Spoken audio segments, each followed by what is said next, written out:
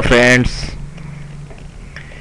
Welcome to astro classes Silvassa. मित्रों, बालाजी वेद वास्तु एवं ज्योतिष विद्यालय सिलवासा में आप सभी का हार्दिक स्वागत है।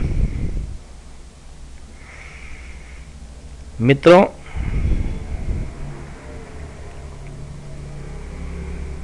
जन्म कुंडली का, किसी भी जन्म कुंडली को देखने के लिए उसका जो नवम भाव होता है, नवम भाव से क्या क्या विचार किया जाता है और क्या क्या हम जान सकते हैं, इस विषय में हम विस्तृत चर्चा कर रहे हैं आजकल।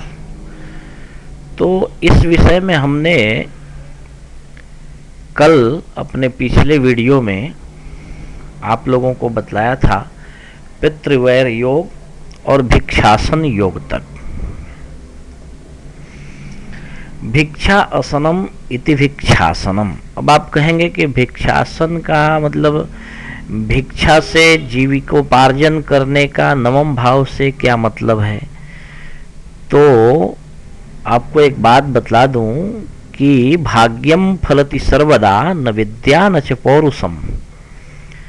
हमने बड़े बड़े विद्वानों को देखा है, हमने बड़े से बड़े वेल एजुकेटेड लोगों को देखा है, हमने बड़े से बड़े पराक्रमियों को देखा है, पुरुषार्थियों को देखा है। सफलता जीवन में उनको कठिन संघर्ष, कड़े संघर्ष के बाद भी हाथ नहीं लगती। तो इसलिए भाग्यवान व्यक्ति जो होता है ना, उसका भाग्य भाव इसको कहा जाता है। उसके भाग्य पर और ग्रहों की स्थिति के अनुसार इस घर से भी ये योग बनना संभव है। तो कोई बात नहीं, चलिए आज हम इस नवम भाव से पिता के विषय में, पिता के भाग्य के विषय में, अपने भाग्य के विषय में और आपकी पैतृक संपत्ति आदि और उसके माध्यम से आपके जीवन में कितना लाभ हो सकता है, इस विषय में हम जानने का प्रयत्न करेंगे। अभी हमारा चल रहा है पितृमरण योग। इस घर से पिता के मृत्यु का योग हम कैसे देख सकते हैं, कैसे जान सकते हैं कि कितने वर्ष तक हमारे जीवन में पिता का सुख रहेगा अथवा कितने वर्ष तक, वर्ष की आयु तक हमारे पिता हमसे अलग हो जाएंगे, विलग हो जाएंगे, दूसरी दुनिया को चले जाएंगे, संसार से प्रस्थान कर जाएंगे। इस विषय में हम आज विस्तृत चर्चा करेंगे। तो मैं आप लोगों को बतला दूं कि हमारा जो आज का प्रकरण है नवम भाव, उसमें पितृमरण योग में 195 से लेकर के 210 तक टोटल 16 श्लोक हैं, जिसमें से आज हम 195 से लेकर 202 तक 8 श्लोकों पर चर्चा करेंगे। क्योंकि वीडियोज काफ़ी लंबे हो रहे हैं, तो ये कारण है कि मैं छोटा छोटा पार्ट करके और आप लोगों को विस्तृत समझा सकूं, कम समय में बता सकूं, इस तरह का प्रयत्न करता हूं। तो आइए हम अपने प्रकरण की ओर, प्रसंग की ओर चलें। उससे पहले बतला दूं, please like my Astro Classes official Facebook page, facebook.com/एस्ट्रो क्लासेस। मित्रों, क्लासेस में डबल एस है अंतिम में। And follow me on Twitter, my Twitter handle is @astroclasses and subscribe my YouTube channel for new updates and visit my mobile friendly website www.astroclasses.com and astroclasses.tk ये हमारा blog है।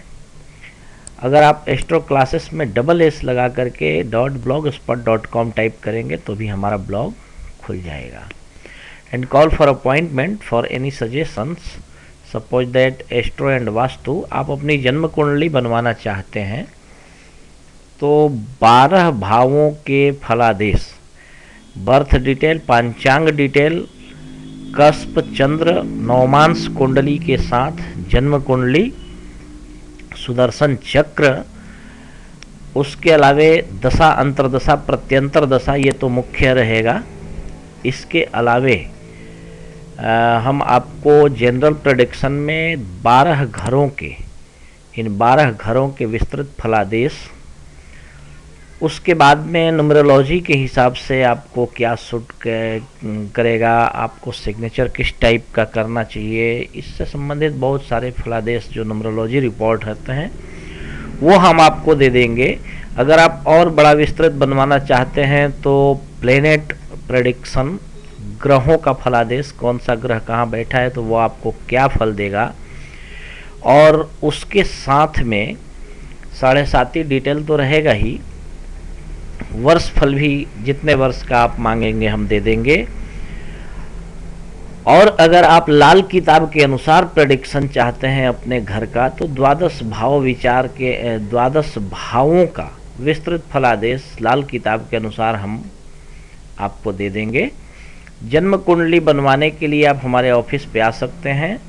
हमारे office का address है Balaji astrology centre, beside Gayatri मंदिर, मंदिर फलिया, आमली, सिलवासा। ये सिलवासा यूनियन टेरिटरी है, दादरा एंड नगर हवेली है। यहाँ का पिन कोड है 396230। और आप अगर यहाँ आते हैं तो बहुत अच्छी बात है। अगर आप ऑनलाइन बनवाना चाहते हैं जन्म कुंडली तो आपको क्या क्या डिटेल चाहिए वो आप, या तो फिर केवल अगर आपकी कुंडली बनी हुई है आप चाहते हैं कि प्लेनेट प्रेडिक्शन हमें चाहिए, या फिर लाल किताब के अनुसार प्रेडिक्शन चाहिए, या फिर आप वर्षफल अगर मंगवाना चाहते हैं, अगर आप पीडीएफ में मंगवाना चाहते हैं तो हम आपको मेल कर देंगे, अथवा अगर आप प्रिंटिंग बुक बना करके विधिवत चाहते हैं तो हम आपको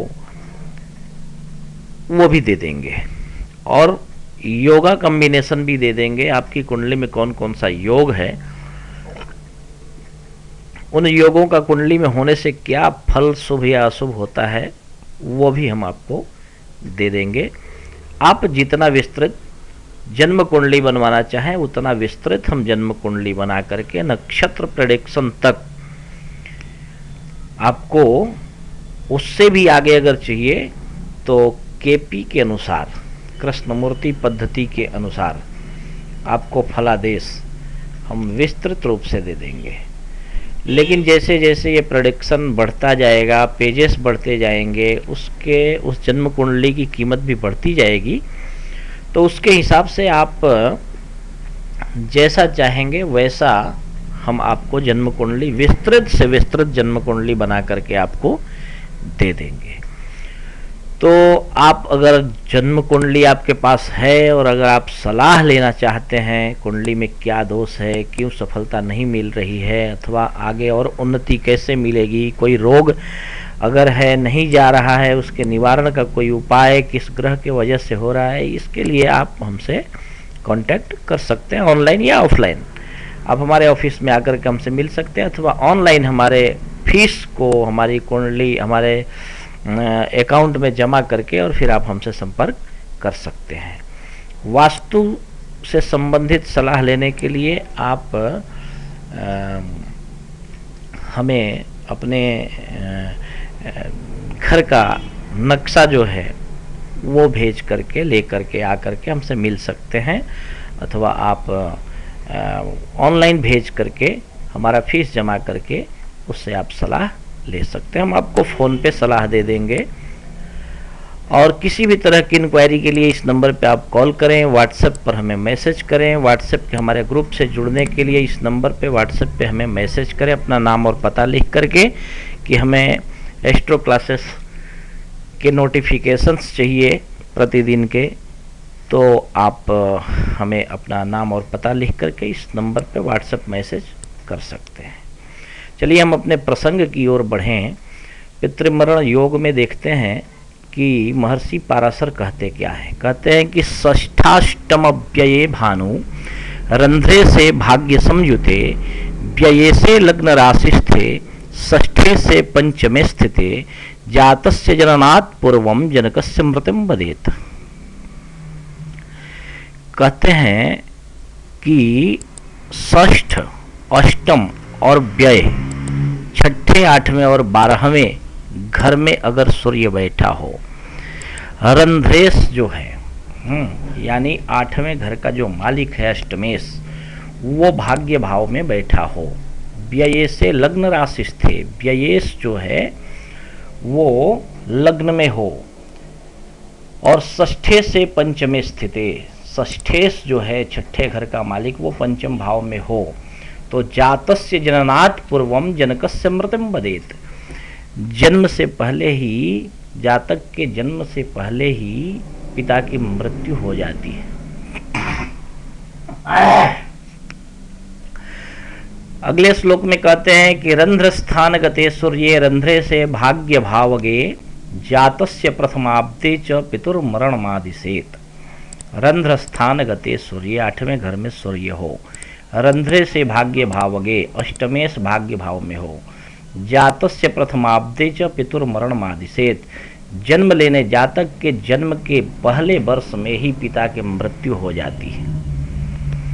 कहते हैं कि व्यय से भाग्य राशि स्थे नीचान से भाग्य नायके तृतीय 16 वर्षे जनकस्य मृत्यु बदेत मृत्युर्भवेत। कहते हैं व्ययेश अगर भाग्य राशि में, भाग्य भाव में हो, नवम भाव में हो, 12वें घर का मालिक नवम घर में हो, 9वें घर में हो, और नीचांश में हो, है ना, अपने नीचांश में हो, तो तृतीय 16 वर्षे, तीसरे या 16वें वर्ष में, तीसरे वर्ष में पिता पर अरिष्ट होता है, और तृतीय 16 वर्ष से 16वें वर्ष में पिता पर अरिष्ट होता है, पिता की मृत्यु संभव है, मृत्यु हो जाती है। कहते हैं लग्ने से नाश राशि स्थे रंध्रे से भानु समझुते द्वितीय 12 वर्षे पितुर्मरणमादिशेत। लग्नेश अगर अष्टम भाव में हो और अष्टमेश सूर्य के साथ युक्त हो, तो दूसरे या 12वें वर्ष में पिता की मृत्यु हो जाती है। भाग्यात रंध्र गते राहो भाग्यात भाग्य गते रवो राहुण सहिते सूर्ये चंद्राद भाग्य गते सनौ सप्तमई कोनविंशाब्देता तस्य मरणम भवेत। कहते हैं कि अगर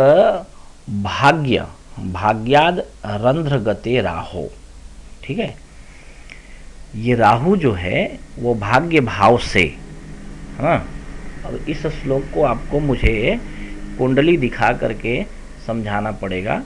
वैसे आप सभी, मुझे लगता है कि प्रबुद्ध लोग हैं और समझ जाते हैं मेरी बात को, फिर भी मैं बता दूं। कहते हैं कि भाग्य भाव से 8वें घर, हाँ, यानी कि चौथे घर में, ठीक है, चौथे घर में राहु हो, ठीक है, भाग्याद रंध्र गते राहो, ठीक है, भाग्य से अष्टम भाव में राहु बैठा हो, और भाग्याद भाग्य गते रवो, और सूर्य यहाँ हो, यानी कि भाग्याद भाग्य मतलब 9वें भाव से 9वें भाव में, हाँ, राहु हो, भाग्य से, हाँ, भाग्य भाव में सूर्य राहु से युक्त हो। श्लोक को देखना पड़ेगा, याद नहीं आ रहा है ना, हाँ, क्योंकि तोड़ने में फिर है ना। तो भाग्याद रंध्र गते राहो भाग्याद भाग्य गते रवो राहुणा सहिते सूर्ये चंद्राद भाग्य गते सनौ, ठीक है, भाग्य भाव से अष्टम भाव में राहु हो, भाग्य भाव से भाग्य भाव में यानी कि 9वें से 9वें घर में सूर्य हो, और राहुणा सहित सूर्य, अगर ये सूर्य राहु के साथ हो, और चंद्राद भाग्य गते सनौ, कहते हैं कि चंद्रमा से भाग्य भाव में शनि हो, समझ गए।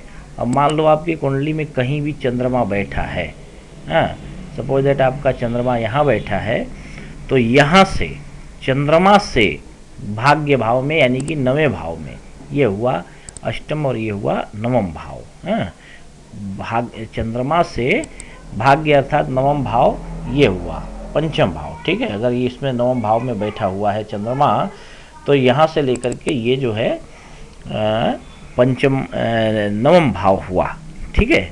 तो इसमें अगर शनि हो, चंद्रमा से 9वें घर में अगर शनि हो तो कहते हैं क्या होता है कि सप्तम एकोनविंशाब्दे, है ना, 7वें वर्ष अथवा 19वें वर्ष में तातस्य मरणम भवेत, पिता की मृत्यु हो जाती है। कहते हैं भाग्य से व्यय राशि स्थे, व्यय से भाग्य राशि के चतुश्चत्वारि वर्षाच पितुर्मरणमादिशेत। भाग्य से व्यय भाव में बैठा हो, यानी कि नवम घर का मालिक 12वें घर में बैठा हो, और व्यय से भाग्य राशि के, और 12वें घर का मालिक जो है वो 9वें घर में बैठा हो, तो क्या होता है कि चतुश्चत्वारि वर्षाच्य, 44वें वर्ष में, जातक की उम्र जब 44 वर्ष की होती है तो उस वर्ष में उसके पिता की मृत्यु हो जाती है। रव्यन से स्थिति चंद्रे लग्ने से रंध्र संयुते पंचत्रिंशैक चत्वारिंशद वर्षे पितृनाशनम। रव्यन से स्थिति चंद्रे, हाँ, सूर्य के नवांश में चंद्रमा स्थित हो, लगने से रंध्र समझुते, और लग्नेश जो हो वो 8वें घर में, रंध्र समझुते, हाँ, 8वें घर में हो, ठीक है। तो क्या होता है, पंचत्रिंशैक चत्वारिंशद वर्षे पितृनाशनम। कहते हैं कि 35वें पंच त्रिंश, ठीक है, और एक चत्वारी, हाँ, 41वें वर्ष में, 5 3 अर्थात 35, हाँ, और एक चत्वारी अर्थात 41वें वर्ष में, 35वें अथवा 41वें वर्ष में पिता की मृत्यु हो जाती है। पितृस्थानाधिपे सूर्य मंद भौम समन्विते 50 वत्सरे प्राप्ते जनकस्य मृतिर्भवेत्। कहते हैं कि पितृस्थानाधिपे सूर्य, ठीक है, कहते हैं पिता के स्थान से, हाँ, ठीक है, पितृ स्थान यानी 10वां घर, समझ गए। पितृ स्थान जो होता है वो 10वां घर होता है। कुंडली का ये जो 10वां घर है ना, ये पितृ स्थान होता माना गया है।